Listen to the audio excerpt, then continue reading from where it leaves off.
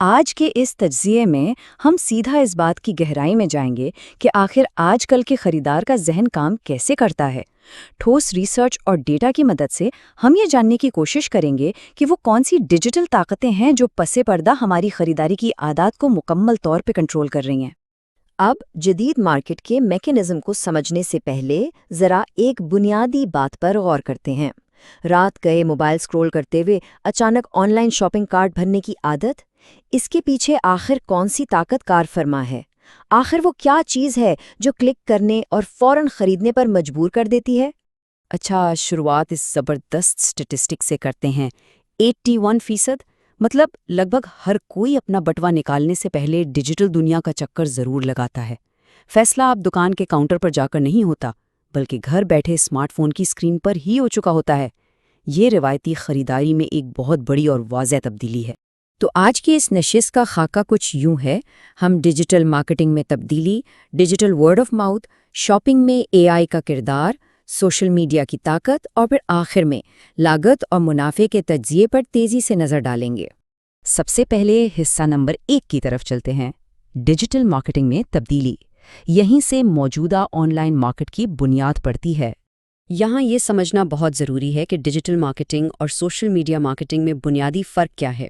دیکھیں، digital marketing ایک بہت بڑا سمندر ہے جس میں سرچ انجن اور ای میلز بھی شامل ہیں، جبکہ سوشل میڈیا مارکیٹنگ جیسے فیس بک یا انسٹاگرام اسی سمندر کے اندر موجود چند محدود جزیرے ہیں جن کا دائرہ تو محدود ہے مگر اثر بہت گہرا ہے۔ اور یہ سب باتیں محض ہوائی فائرنگ نہیں ہیں۔ پولینڈ کی WSGE یونیورسٹی کی یہ جامع ریسرچ ہمیں بالکل ٹھوس شواہد فراہم کرتی ہیں کہ جدید خریداروں کی عادات کتنی تیزی سے بدل رہی ہیں۔ یہ اکیڈمک ریسرچ اس پورے تجزیے کی مضبوط بنیاد ہے۔ اب ذرا اس نمبر کو دیکھیں۔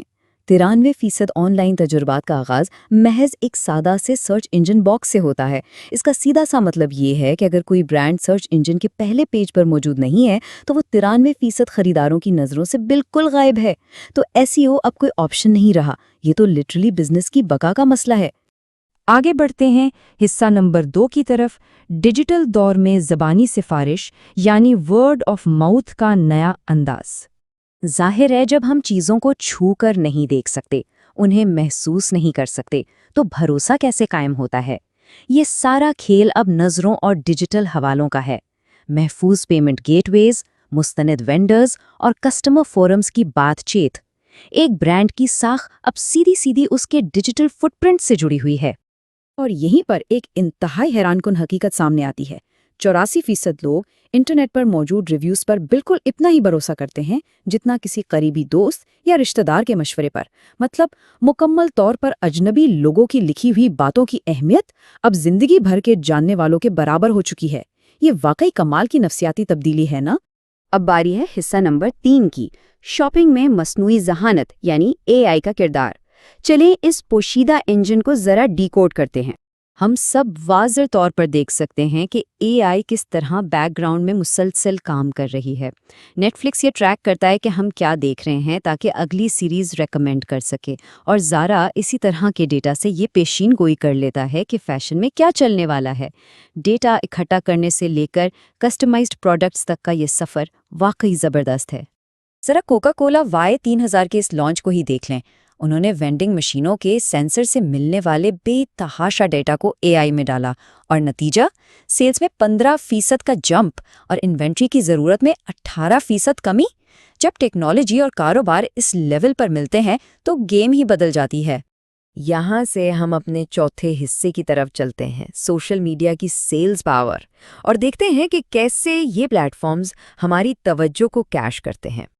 ایک وقت تھا، جیسا کہ کسٹورا کی اس ریسرچ میں دکھایا گیا ہے، جب تمام سوشل میڈیا آرڈرز میں سے 85% کا بہت بڑا حصہ اکیلے فیس بک سے آتا تھا۔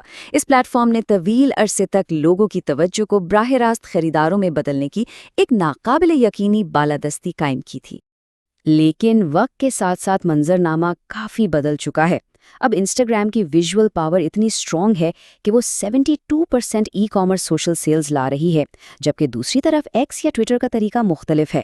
وہاں کی ریئل ٹائم گفتگو اور ٹرینڈز 69% صارفین کو چھوٹے بزنسز سے خریداری پر مجبور کر دیتے ہیں۔